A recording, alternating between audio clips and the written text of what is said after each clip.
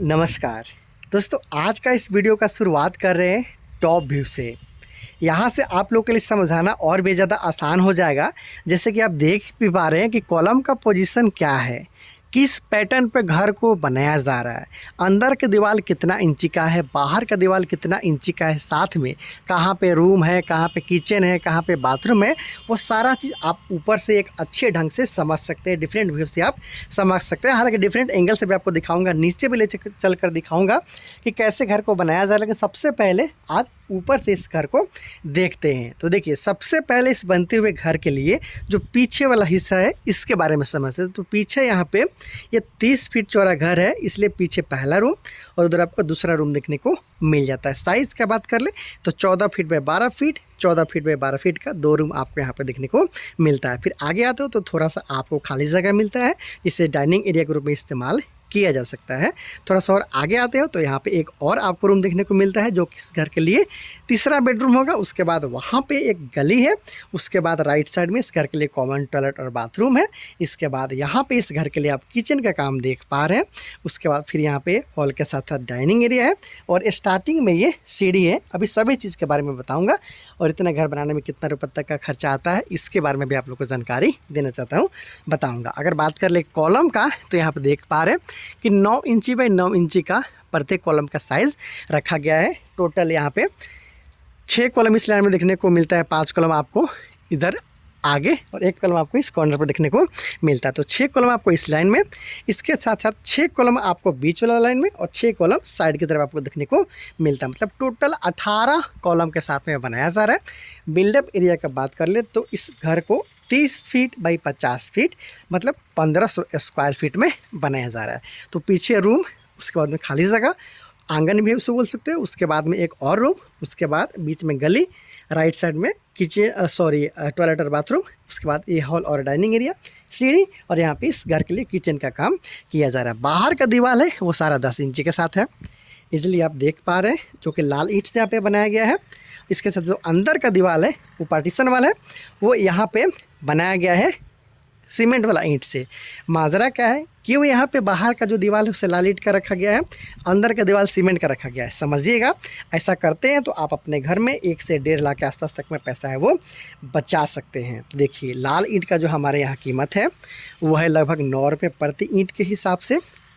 जो सीमेंट वाला ईंट हमारे यहाँ मिलता है वो 4 से 5 रुपये के आसपास तक में इजीली मिल जाता है। तो अंदर का दीवार अगर आप लगा लेते हैं सिर्फ 5 इंच के साथ में फ्लाई एस ब्रिक या फिर आम भाषा में जो सीमेंट वाला ईंट बोलते हैं, तो उससे तो आपका ईंट का तो बचत यहाँ पे हो ही रहा है अंदर वाले दीवार में, क्योंकि बाहर का दीवार 10 इंची, अंदर का दीवार 5 इंची और कीमत में भी फ़र्क है। लगभग आधा कीमत में आपको ये सीमेंट वाला ईंट है वो मिल जाता है। तो इस तरीके से अगर आप काम करवाते हैं तो आपका कुछ बचत और भी ज़्यादा हो सकता है। हालांकि इसमें लिंटल बीम दोनों में दिया गया है, इसलिए आप देख पा रहे हो, और छज्जा वगैरह का पूरा यहाँ पे काम किया गया है।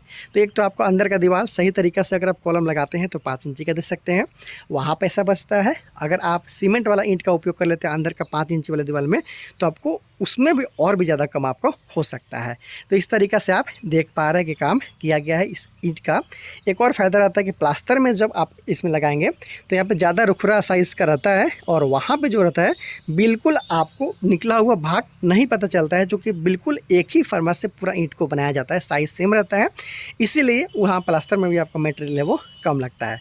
तो इस तरीक़े से सीमेंट वाला ईंट का प्रयोग करते हुए, एक अच्छा दिमाग लगाते हुए मिस्त्री और ठेकेदार के द्वारा यहाँ पे काम किया जा रहा है। तो 1500 स्क्वायर फीट में 18 कॉलम के साथ बनता हुआ एक घर है, जहाँ पे 3 बेडरूम के अलावा hall, dining area, kitchen, toilet, bathroom के साथ आपको सीढ़ी देखने को मिलता है।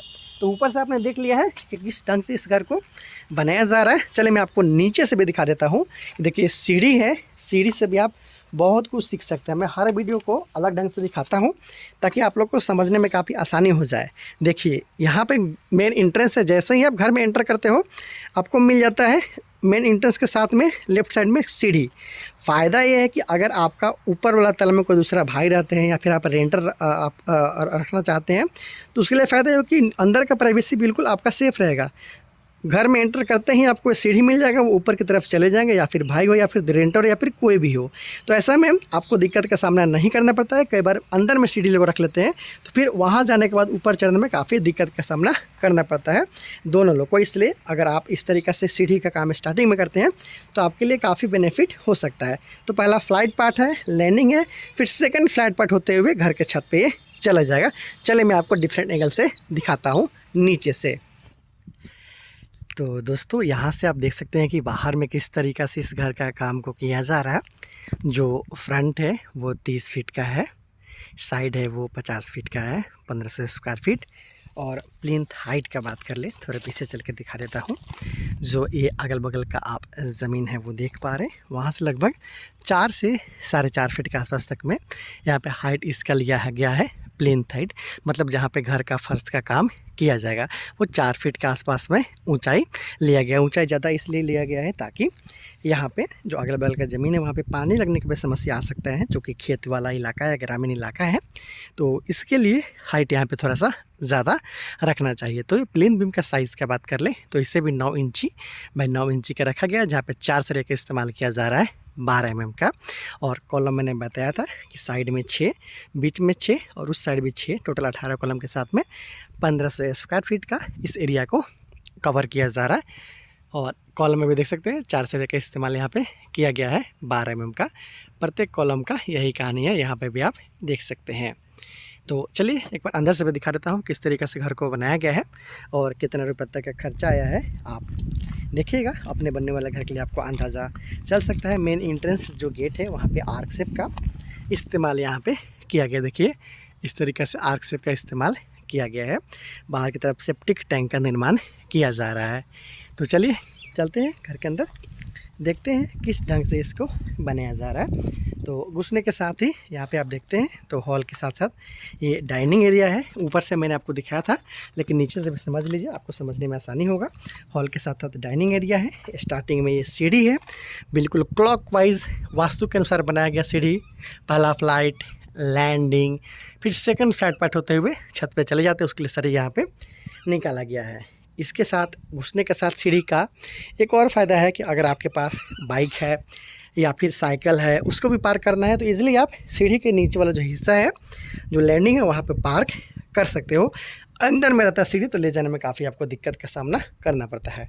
तो इस तरीके से सीढ़ी का एक और बेनिफिट आप यहाँ पे देख पा रहे हैं स्टार्टिंग में सीढ़ी का। तो इस तरीके से आप घुसने के साथ हॉल के साथ डाइनिंग एरिया, लेफ्ट साइड में सीढ़ी, उसके साथ आगे आपको मिल जाता है किचन। उसके बाद एक गली मिलता है लगभग 5.5 फीट के आसपास तक का अंदर जाने के लिए। उसके बाद फिर आपको इधर कॉमन टॉयलेट और बाथरूम है। इसके बाद ये किचन है। चलते किचन में, उसके बाद फिर पीछे का जो काम है उसको भी दिखा दूंगा। तो यहाँ पे देखिए एल शेप में किचन प्लेटफॉर्म जो बनाने का काम है वो यहाँ पे किया गया है। ये देखिए इस तरीके से एल शेप का किचन है। सिंक के लिए जगह वहाँ पे छोड़ा गया। इसके बाद एक और एक्स्ट्रा यहाँ पे देख पा रहे हैं कि स्लैब लगाया गया। ये देखिए स्लैब लगाया गया ताकि किचन से संबंधित जो भी सामान हो इसके ऊपर आप रख सकते हैं। फर्नीचर वर्क भी आप करवा सकते हैं। सीढ़ी की तरफ यहाँ पे एक विंडो छोड़ा गया है किचन का। तो इस तरीके से आप देख पा रहे हैं अंदर का। यहाँ से आप क्रॉस वेरीफाई कर सकते हैं कि प्रत्येक जो दीवार है उसको सीमेंट वाला ही रखा गया है, 5 इंची का ही रखा गया है, जो कि मैंने आपको ऊपर से दिखाया था। और खर्च भी बताऊंगा कितना अब तक आया है। तो गली से आगे चलिए, आगे चलते हैं।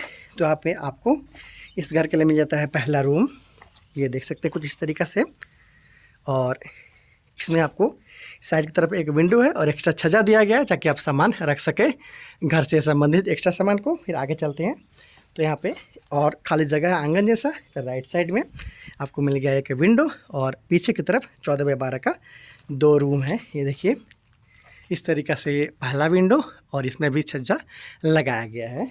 और इसमें भी देख सकते हैं ये पहला यहाँ पे आपको विंडो और छज्जा इसमें भी लगाया गया। चलिए मैं आपको डिफरेंट एंगल से भी दिखा देता हूँ। तो देखिए छज्जा को कभी भी आपको घर में छज्जा लगाना है, घर में घुसने के साथ जो मेन एंट्रेंस गेट होता है, डोर होता है, उसको ऊपर में ही छज्जा लगाना है, वो सही जगह रहता है। तो घर बनाने के दौरान छज्जा का भी आप ख्याल रखेंगे।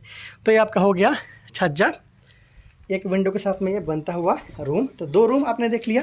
ये आंगन जैसा जगह है। फिर आपको गली है, टॉयलेट और बाथरूम है। यहाँ पे है आपको एक और रूम उसके बाद स्टार्टिंग में आपको मिल जाता है किचन, और इसके साथ साथ यहाँ पे आपको हॉल के साथ साथ डाइनिंग एरिया। और शुरू में तो आपने सीढ़ी का काम देखा ही, तो छत के ढलाई से पहले तक का काम यहाँ पे आप देख पा रहे हैं। इसके बाद सिर्फ सेंटरिंग करते हुए घर का छत का काम करना है। टोटल खर्चा का बात कर ले तो जो मैं खर्चा बता रहा हूँ इसमें लेबर कॉस्ट के साथ साथ मटेरियल कॉस्ट को इंक्लूड किया गया। मतलब इस घर को बनाने में जो ईंटा लगा, गिट्टी लगा, सीमेंट लगा, सरिया लगा, लेबर चार्ज लगा, वो टोटल लगभग 7.5 लाख के आसपास में खर्चा आ चुका है।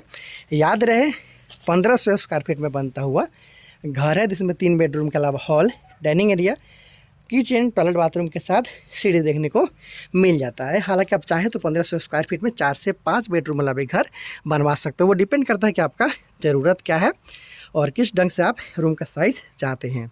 अगर आप अपने बनने वाले घर के लिए नक्शा चाहते हैं तो मुझसे बात करते हुए नक्शा आप निकलवा सकते हैं बेहद कम दर पे, और मेरा नंबर चैनल के डिस्क्रिप्शन बॉक्स में दिया गया है। तो देखिए, इस घर को मैंने हर एंगल से आपको दिखाया ताकि आपको अपने बनने वाले घर के लिए आइडिया मिल जाए कि किस तरीक़े से आपको काम कराना है और कितना का खर्चा आ सकता है। सभी चीज़ का मैंने ध्यान रखा। कॉलम के बारे में भी आपको बताया कि 9 इंची बाई 9 इंची का प्रत्येक कॉलम का साइज़ है, 4 सरे लगाया गया है। 12 mm का बीम का भी बताया। लिंटल बीम का भी देख लीजिए, यहाँ पे जो लिंटल बीम का काम किया गया है, यहाँ पे 8 mm का 4 सरे का इस्तेमाल किया गया है, जो कि घर के लगभग घर का फर्श से 7 फीट की ऊंचाई पे है और 10 फीट की ऊंचाई पे इस घर के लिए जो छत का लेवल है वो होने वाला है। आप चाहें तो 10.5 से 11 फीट भी इसका ऊंचाई ले सकते हैं। थोड़ा खर्चा बढ़ता है, 2 से 3 और जोड़ाई कर लेते हैं तो 1 फीट के आसपास में आपका इसका ऊंचाई है वो बढ़ जाता है। तो इस तरीक़े से ये काम किया जा रहा है।